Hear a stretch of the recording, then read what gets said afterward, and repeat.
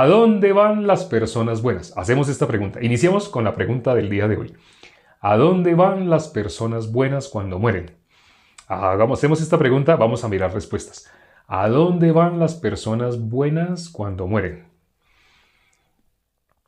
¿A dónde van las personas buenas cuando mueren? ¡Al infierno! a la casa condenación. ¿A dónde van las personas buenas cuando mueren? A ningún lado porque no hay. A la puerta ancha. Entran por la puerta ancha. Ninguno hay bueno, no hay bueno. Pero la respuesta la contestaron bien. Al infierno. Al infierno. Bueno, alguien dijo al descanso. Las personas buenas van al descanso. Así las personas buenas van al descanso.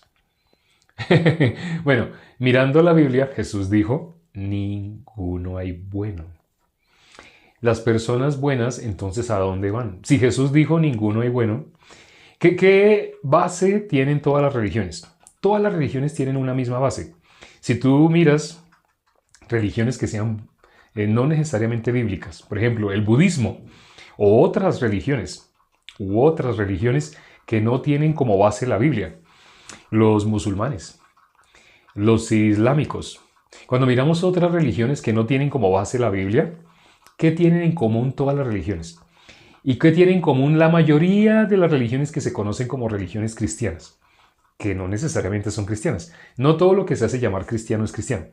Pero ¿qué tienen en común el 99% de las religiones que se conocen como religiones cristianas? Y aún, ¿qué tienen en común con religiones budistas que no tienen la Biblia? Religiones como la musulmán o los islámicos. ¿Qué tienen en común todas las religiones? Todas tienen algo en común, algo en común. Enseñan a las personas a ser personas buenas. No sé si se habían dado cuenta de esa característica. Todas enseñan a las personas a ser personas buenas. Esa es la base de toda religión. Cuando ustedes miran profundamente, ¿a dónde está llevando esa religión? Está llevando a las personas a que sean buenas. Todas las religiones hacen eso. Y como les digo, aún religiones que se conocen como religiones cristianas. Ustedes escribieron aquí un versículo. Jesús dijo, ninguno hay bueno. Puede ser una religión, puede ser cristiana y a la vez enseñar lo contrario a lo que dijo Cristo, a la vez pensar lo contrario a lo que dijo Cristo. Jesús dijo, el que no es conmigo, en contra mía es. Entonces todas estas religiones que están enseñando a las personas a ser buenas, tengan la Biblia o no tengan la Biblia, hay muchas religiones. Pero sabemos, la Biblia, nosotros aquí estudiamos la Biblia. Hago una aclaración. Aquí nosotros 100% únicamente miramos la palabra de Dios. Pero estamos haciendo la comparación. Tanto religiones que supuestamente se guían por la Biblia, como religiones que no tienen la Biblia, tienen algo en común. ¿Qué tienen en común? Creen que lo que Dios espera es que seamos buenas personas. Y si hacemos el consenso en el común, aquí no, si hacemos el consenso acá, la gran mayoría ya sabe, Jesús dijo, ninguno hay bueno. ¿Qué dice la palabra? Dios a quién busca, personas que tiemblen ante la palabra. Pero hay personas que ante la palabra de Dios, aunque les decimos, Jesús dijo, ninguno hay bueno, así se los decimos directamente, Jesús dijo, ninguno hay bueno.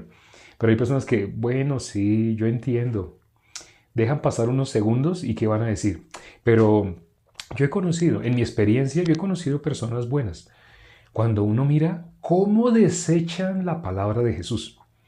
Personas con las que normalmente evito compartir cuando veo que botan una palabra, botan una perla, ya, ¿para qué les voy a mostrar la perla más grande? ¿Para qué? La Biblia dice, no hagamos eso. Si le damos la perla más grande a alguien que bota las perlas pequeñas, ¿qué va a hacer con la grande? También la va a botar. Dice la Biblia que no hagamos eso. Bíblicamente, ¿qué es un cerdo? Cuando la Biblia dice, no deis lo santo a los perros, ni echéis vuestras perlas delante de los cerdos. Vamos a leer ese versículo. Creo que está en Mateo 7, creo que sí. Mateo capítulo 7, versículo 6, creo. Si no es así, entonces sería 6, 7, pero es por ahí. Mateo, primero miremos Mateo 7, 6, y si no, pues entonces es más Mateo 6, 7, pero está por ahí. Mateo 7, versículo 6. Sí, es ese. Mateo 7, 6. Dice, no deis lo santo a los perros, ni echéis vuestras perlas delante de los cerdos, no sea que las pisoteen y se vuelvan y os despedacen. Es un lenguaje espiritual, ¿no? No está hablando de marranitos, de chanchos. En Argentina se dice chancho. No estamos hablando de chanchos, marranitos, cerdos, pig en inglés, ¿no? No estamos hablando de ese animalito que hace hoy, hoy, hoy, hoy. No. Aunque aquí dice así, aquí dice, ¿no? No deis lo santo a los perros, ni echéis vuestras perlas delante de los cerdos. Ustedes leyeron con Pedro Wilches el Salmo 22. Y ahí que dice, los perros. ¿Qué hacen los perros con nuestro Señor Jesucristo? Hacen escarnio, hacen burla, así. Un perro así haciendo eso se refiere al que no es del pueblo de Dios. Por eso dice, perros me rodearon. Así, no sé si se acuerdan, ¿no? Él leyó el Salmo 22. Aquí cuando está hablando de perros, está hablando los que no son del pueblo de Dios. El que no es del pueblo de Dios, el humano, hablemoslo más escuetamente y más directamente, el ser humano que no es del pueblo de Dios, bíblicamente es perro. ¿Nosotros qué éramos? Perros. Así es. Nosotros éramos perros. Antes de ser hijos, todos nosotros que éramos perros. Sé que esto a más de uno no le gusta, le ofende y no quiere escucharlo. Si quieren fábulas, o sea, algo que les haga sentir bien, para eso están los otros perfiles que se conocen como perfiles cristianos. Entonces pueden ya, en ese momento pueden abandonar y vayan a los en vivos de allá. Allá les van a decir todas las cosas lindas, hermosas que desean oír, pero no les van a decir la verdad. Aquí pasa lo contrario. Aquí no les vamos a decir cosas que los hagan sentir muy bien. Aquí les vamos a decir la verdad. Aquí les vamos a decir lo que los puede sacar de la condenación. Porque todo ser humano, aunque se haga llamar pastor, aunque se haga llamar líder, aunque la gente lo llame apóstol, está destituido de la gloria de Dios. Necesita la salvación. La salvación la necesita todo el mundo. Así sean pastores, líderes, sea el que sea, de la religión que sea. Bíblicamente, todo ser humano necesita la salvación. No porque una persona lleve años con un título de cristiano, vistiéndose todos los días con corbata, saliendo a predicar, la gente lo reconoce como el pastor. No por eso, entonces ya la persona es hija de Dios. Eso no tiene nada que ver. Las personas bíblicamente viven de dos maneras, o por vista o por fe. El que vive por vista no tiene nada que ver con la fe. ¿Qué es vivir por vista? Ay, no, ese pastor tan lindo. Ay, él es tan hermoso. Y lo que él dice le recarga a uno las baterías, lo hace sentir a uno tan especial. Pregúntale, no, te pregunto a ti. Si tú estás asistiendo a una congregación donde tu pastor es tan lindo, tan hermoso, pero si tú no tienes claro exactamente qué es el evangelio, no es un pastor. Delante de Dios no, es pastor delante de los hombres. Tiene el título de pastor delante de los hombres. El líder, evangelista, el nombre que le pongan, anciano. Bíblicamente hay algunos títulos, ¿no? Pastor, evangelista, anciano. Aprovecho para decirle a los hermanos algo que he querido decirles, pero no lo había podido hacer de una manera pública y lo voy a hacer aquí de una manera pública. El título de guía no existe en la Biblia. No existe en la Biblia. Entonces, acá en la ciudad que me encuentro, me dieron ese título para una zona específica, para guiar esa zona específica. Pero no es que sea algo bíblico. O sea, así como evangelista, pastor, no. Entonces, por favor, para que mejor me digan hermano, es preferible. Entonces, gracias a Dios los hermanos que me dicen hermano. Pero otros hermanos, cuando les conté el título, empezaron a decirme guía, guía, guía. Pero hay personas que me dijeron, ¿dónde aparece en la Biblia? No, no aparece. En la Biblia no aparece guía, ¿no? En la Biblia aparece o hermano, o evangelista, pastor, diácono, es otro título que hay. Anciano es otro título que hay en la Biblia, ¿sí? Hay títulos que están establecidos para la iglesia, pero guía no es uno de esos títulos. Entonces, por favor, soy hermano, ¿no? Me dicen hermano, por favor, hermano, hermano. Entonces, hay personas que teniendo título, un título así rimbombante, muy pomposo, muy lindo, muy hermoso, pero si le preguntamos a los miembros, a los que se congregan, ¿qué es el evangelio? ¿Saben el evangelio? No saben el evangelio. No saben el evangelio. Una pregunta. Vamos a hacer una pregunta hoy, en ese momento. Cuando una persona le preguntamos, ¿Cuál es la finalidad de la existencia en este cuerpo? ¿Cuál es la finalidad de que haya nacido en este cuerpo? ¿Para qué nació el ser humano con este cuerpo? Hago esta pregunta. ¿Qué dicen los hermanos? ¿Cuál es la finalidad de que hayamos nacido en este cuerpo? Eso, hermano Matusalén, gracias. Así mejor, mejor. A partir de ahora, así, ¿no? Es que hubo incluso en Estados Unidos hubo un problemita precisamente al respecto. Por eso tenía que hacer esa aclaración. Ya era momento de hacerla. Para predicar el Evangelio, para gloria y alabanza de Dios, para predicar el Evangelio, compartir la obra de nuestro Señor Jesucristo, para predicar el Evangelio, veo que todos los hermanos están contestando exactamente lo mismo, ¿no? Todos están contestando exactamente lo mismo. Pero ahora, curioso, ahora hago esta pregunta. Los que han recibido la salvación contestan así, para predicar el Evangelio. Los que han recibido la salvación. Pero cuando ustedes hablan con familiares, amigos, ahora cambio la pregunta. Presten atención a la nueva pregunta. Ahora viene otra pregunta.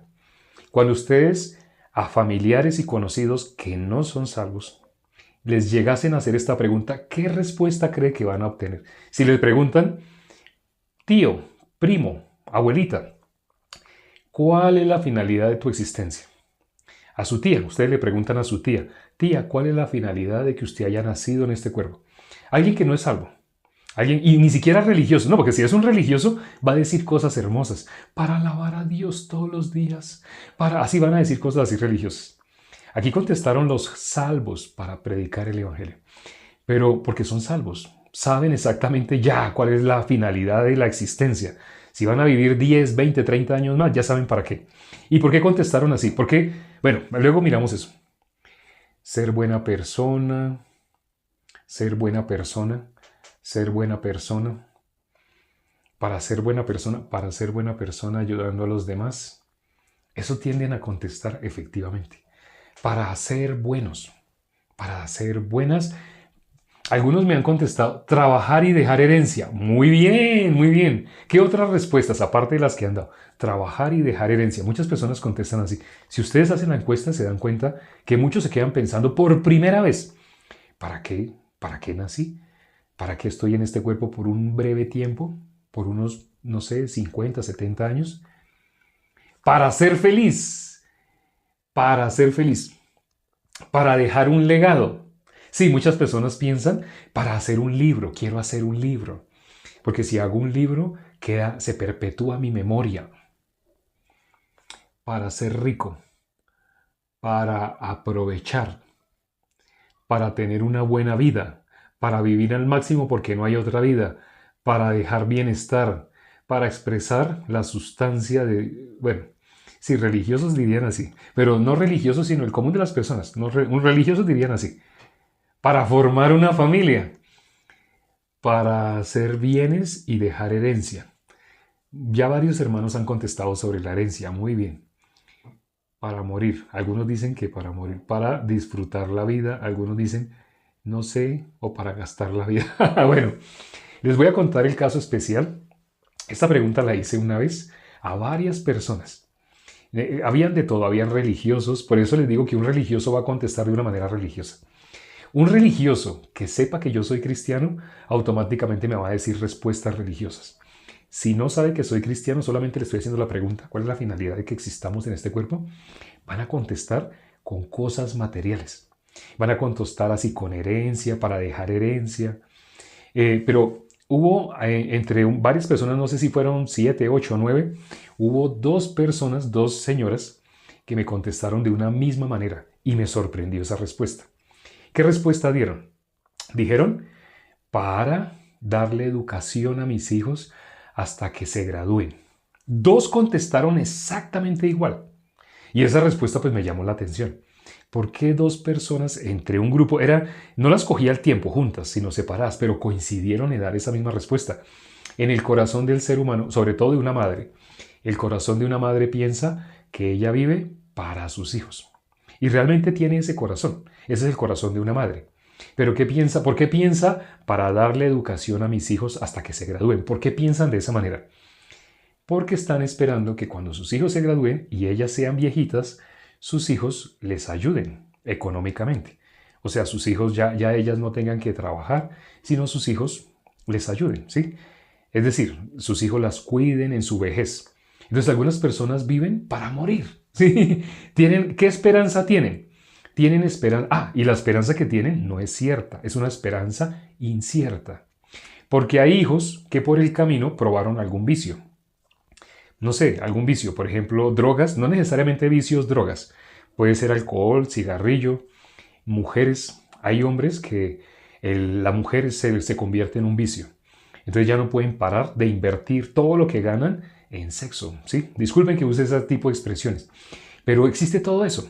Existe, entonces un hijo, ella lo está criando y le está pagando la educación. ¿Con qué esperanza?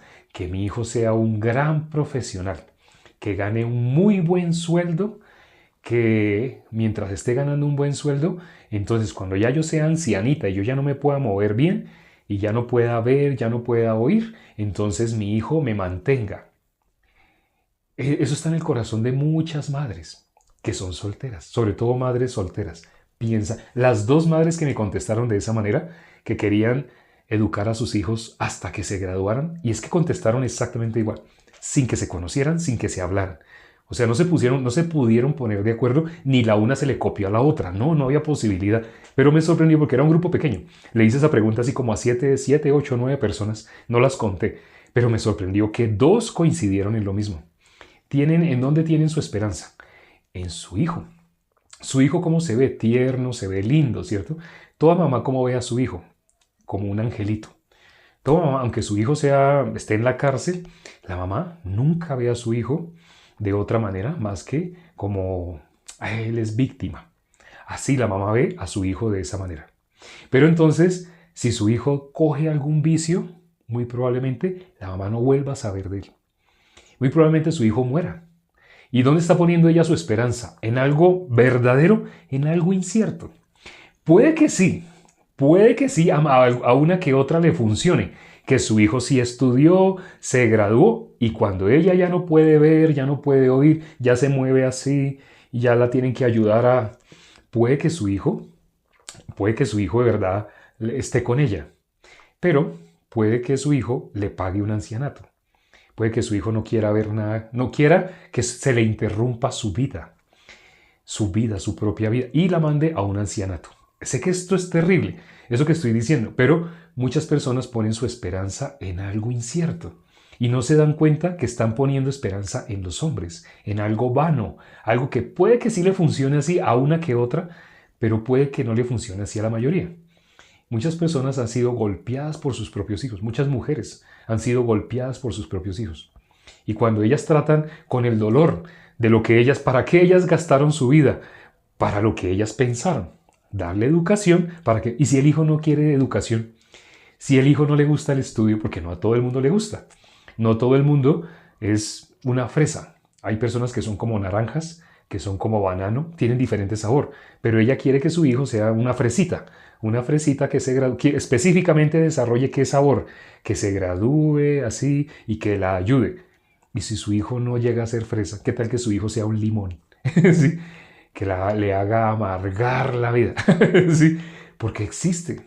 El ser humano, poner la esperanza en el hombre es poner la esperanza en algo incierto. Y Jesús dijo, ninguno hay bueno. Volvemos al comienzo del día de hoy. Jesús dijo, ninguno hay bueno. ¿Por qué los hermanos pudieron contestar para predicar el evangelio? No sé si se dieron cuenta por qué.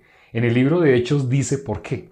¿Por qué los que son salvos saben exactamente para qué es que tenemos la existencia? Para predicar el evangelio. ¿Por qué los que son salvos sí conocen eso? Porque en Hechos, capítulo 2, dice que estaban todos como unánimes. Teniendo ¿qué? Un mismo sentir. No sabían eso, no sé si se habían percatado de esa característica. Por eso dice la Biblia cuán hermoso es habitar los hermanos juntos en armonía. ¿Por qué cuando se le pregunta a los salvos, todos los salvos tienen una misma razón de su existencia? Anunciar el evangelio. Porque un salvo ha descubierto que no hay nada más grande que haber recibido la salvación. No existe. No hay nada que sea mayor que haber recibido la salvación. No existe. Cuando una persona recibe la salvación, en el caso de la mayoría de los que estamos acá, que hemos recibido la salvación, Vinimos de haber estado en muchas denominaciones, en muchas. Y por haber estado en muchas denominaciones, entonces nosotros conocimos la religiosidad. Y cuando recibimos la salvación nos dimos cuenta, Dios tuvo misericordia y nos sacó del engaño. Si no, no hubiéramos conocido el Evangelio. Hubiéramos seguido como la mayoría de los que se conocen como cristianos, que no conocen el Evangelio. Suena ilógico. ¿Cómo una persona se puede hacer llamar cristiana y no saber exactamente qué es el Evangelio? Y peor aún, sin tener ningún temor de Dios, decir como Evangelio cualquier cosa. Pero cuando le preguntamos a las personas, ¿tú eres cristiano? Si tú sabes exactamente qué es el Evangelio, empiezan a dudar y quieren dar una respuesta. No, no es un quiz. No es un examen para que tú pases. Si tú realmente no sabes exactamente qué es el Evangelio y tú dices cualquier otra cosa que no sea exactamente el Evangelio, dice la Biblia, eres maldito.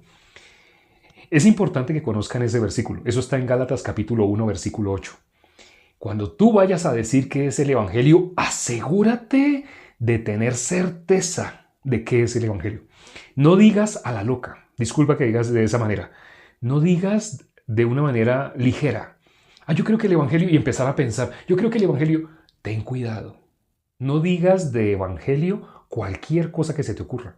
Porque la Biblia advierte, el apóstol Pablo, el mismo que explicó qué es el Evangelio, él advirtió, si alguien anuncia un Evangelio diferente de el Evangelio, porque el Evangelio solo es uno, si alguien anuncia un Evangelio diferente, esa persona es maldita, es anatema, está excluida del pueblo de Dios. Entonces, ante esta pregunta que te estoy haciendo, ¿sabes qué es el Evangelio?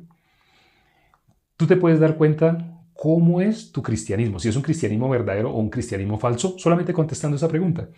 Tu pastor es muy lindo, muy hermoso, predica, las alabanzas son lindas, son hermosas. Tú te sientes que recargas baterías. Sientes. Te han enseñado a llamar, es el Espíritu de Dios que me hace sentir. No es así. Eso se logra con hipnosis, porque lo que quieren de ti es tu dinero. Pregúntate para saber si eres hijo de Dios. ¿Sabes el Evangelio? Toma papel y lápiz y escribe. ¿El Evangelio es? Si tú ves que te tienes que poner a pensar para escribir, ya te das cuenta. No sabes qué es el Evangelio. No escribas cualquier cosa. Ten temor de la palabra de Dios. Solo si sabes con certeza qué es el Evangelio, atrévete a escribirlo, atrévete a decir el Evangelio es. Porque hemos visto cómo en los videos que hemos explicado o hemos preguntado a las personas, ¿tú sabes qué es el Evangelio? Hay personas que contestan con cualquier ligereza y no se dan cuenta que en esos mismos comentarios se han dado 10, 20, muchas respuestas diferentes. Pero no tienen temor de Dios. No hay temor de Dios. No hay Dios en ninguno de sus pensamientos. No hay temor de Dios. Por eso escriben de evangelio cualquier cosa.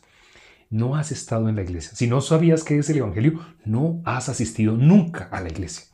Porque la iglesia tiene una función, explicarte el evangelio. Ahora, sí, aquí hay personas que llevan una semana, 2 semanas, 3 semanas escuchando y quieren conocer el evangelio. No se preocupen, lo vamos a resumir en un minuto. ¿El evangelio qué es? Bíblicamente, el evangelio es la buena nueva de que nuestro Señor Jesucristo solucionó el problema que nos separaba de Dios. Ese problema que nos separaba de Dios era el pecado. Esa barrera, había una barrera que nos separaba de Dios. Bueno, le estoy colocando color clarito, pero vamos a colocar un color más oscurito. Más oscuro. Un color más oscuro. Así, una barrera que nos separaba de Dios. Esa barrera que nos separaba de Dios es el pecado, bíblicamente el pecado. Pero Jesús vino a quitar el pecado de en medio. Cuando Jesús quitó el pecado, volvimos a ser uno solo con Dios. Lo que aparece en Génesis capítulo 1, versículo 26, que Dios nos hizo a su imagen, recuperamos esa imagen de Dios. No sé si sabían eso.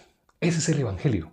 Nosotros estamos separados de Dios, pero Jesús quitó el pecado del mundo para hacernos uno solo con Dios.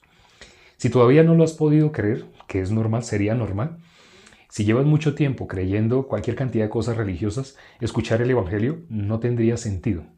Solamente cuando tu corazón llegue a la posición necesaria para poder recibir la palabra, la podrías recibir. Te invito a que sigas escuchando, porque la fe viene por el oír por la palabra de Dios. Todos los días, acá, inevitablemente, vas a escuchar el evangelio. A veces lo vas a escuchar todo extenso, a veces lo vas a escuchar resumido, pero siempre vas a escuchar aquí el evangelio. Los otros videos los hemos subido a YouTube. Allá, este video va a estar dentro de 1 hora aproximadamente. Y todos los días todas las noches a la misma hora. En ese momento el reloj marca que son las y 38. Quiere decir que comenzamos hace 38 minutos. Todos los días, comenzando a la hora en punto, explicamos a través de la palabra la condición del ser humano para poderse unir con Dios. El corazón que debe tener para poder recibir la palabra es un corazón bajo, un corazón soberbio, un corazón que se cree en lo que ya ha hecho, porque lleva tiempo ayunando, orando. Esa persona no puede recibir. Esa persona es un rico espiritual. La fe viene por el oír por la palabra de Dios. Aquí no te vamos a pedir nada, lo único es que escuches. Si tú escuchas, puedes recibir la salvación y entrarás a ser hijo de Dios verdaderamente, no por emociones, no por decir yo sé que soy hijo. No, así nadie es hijo de Dios. No se es hijo de Dios por su voluntad. No se arrepiente una persona porque dice yo decido arrepentirme. No tiene nada que ver con tu querer, con tu decisión. La salvación no tiene nada que ver contigo. La salvación es un don de Dios. ¿Y cómo la recibes? Solo por oír, solo por oír. La fe, ¿cómo viene? Solo por oír. Te invitamos a que sigas participando todas las noches hasta que la salvación sea inevitable para ti. Vamos a orar ya para terminar. Padre, gracias por este tiempo que nos permites para considerar tu palabra. Gracias por las personas que se conectaron el día de hoy. Mirando el libro de Esther, es un libro muy hermoso. Como nos decía el evangelista Franco Cejas, realmente es como una novela, pero está escrito a manera como de novela, pero encierra un tesoro cada capítulo. Cada capítulo nos muestra el corazón tuyo. Como aquel que tú quieres honrar es a aquel que oye tu palabra. Mardoqueo, ¿quién era? Un justo. Mardoqueo era una persona que temblaba ante tu palabra. Y como aquel que le quería hacer daño, no le pudo hacer daño. Aquel que lo quería matar, no lo podía matar. Porque si tú guardas a tus hijos, ¿quién podrá estar en contra de un hijo tuyo, Padre? Te he pedido que las personas que hoy se conectaron, todos lleguen a recibir la potestad de ser hechos hijos tuyos. Te lo hemos pedido con los hermanos que están orando en este momento y hemos orado en el nombre de nuestro Señor Jesucristo. Amén.